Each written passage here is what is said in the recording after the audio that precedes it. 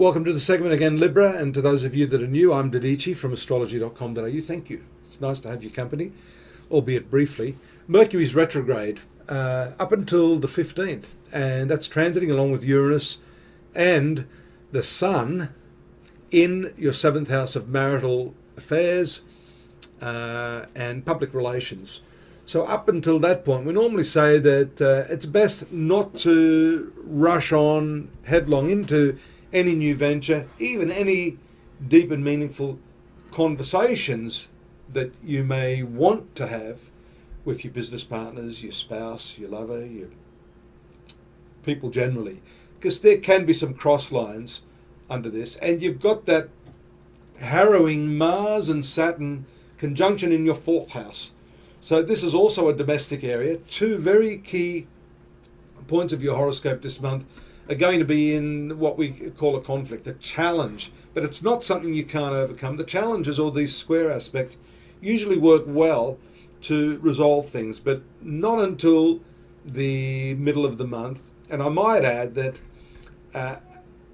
as that happens, the day later, after Mercury goes into its normal motion, we see a new moon taking place in that area of your horoscope too. So I would suspect that many of you in the relationships and friendships that you are dealing with, and I say friendships too because the Sun is ruling your 11th house of social activities, that we could basically cast the net far and wide on the areas of your life that these planetary transits are going to impact. Now, the square aspect you have to be careful of because, frankly, from my experience, I don't particularly like to see the hard aspects of Mars to Mercury, Saturn to Mercury. That can sometimes show deceit. You can see the hard aspects in the charts of deceptive people, and therefore it's imperative for you to scrutinize anyone that you are dealing with. And we see Neptune in your 6th house. It's been there for a while, so this could also extend even further to people that work for you, people that you have to work alongside of. So I'd have my antennas up this month for those little fibby-wibbies, those little white lies, maybe even terrible black ones as well. So don't make your decisions too quickly, too impulsively in any area of your life. Although I do feel that this has more to do with the personal side of your affairs, your relationships. For some of you, the Mars and Saturn combination in the 4th house, and this is only up until the 3rd of April. After that, this very difficult aspect passes, but this is a very constructive aspect. Some of you may want to rebuild or renovate or do some work. This is a mechanical,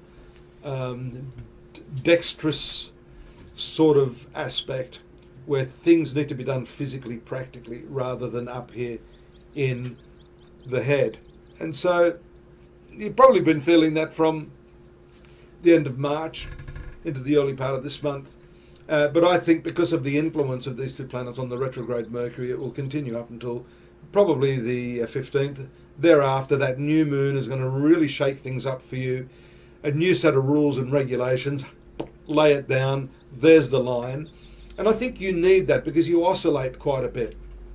And it's under the transits like this, Libra, where you need to make important decisions, but you're stumped. You can't. That's when you start going off asking people for their opinions to help you make yours.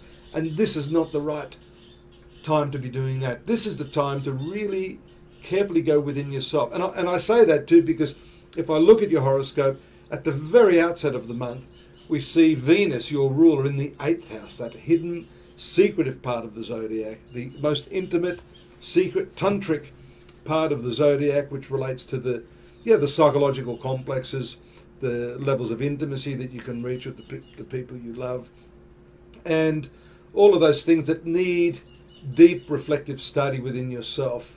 If you don't do that, that's where you're going to get stuck. You're going to be simply overlaying other people's opinions on an unresolved internal issue. So work on that this month. If something's bothering you, it's probably from within yourself. Try not to project too much on other people, and that's the way you're going to get through this month.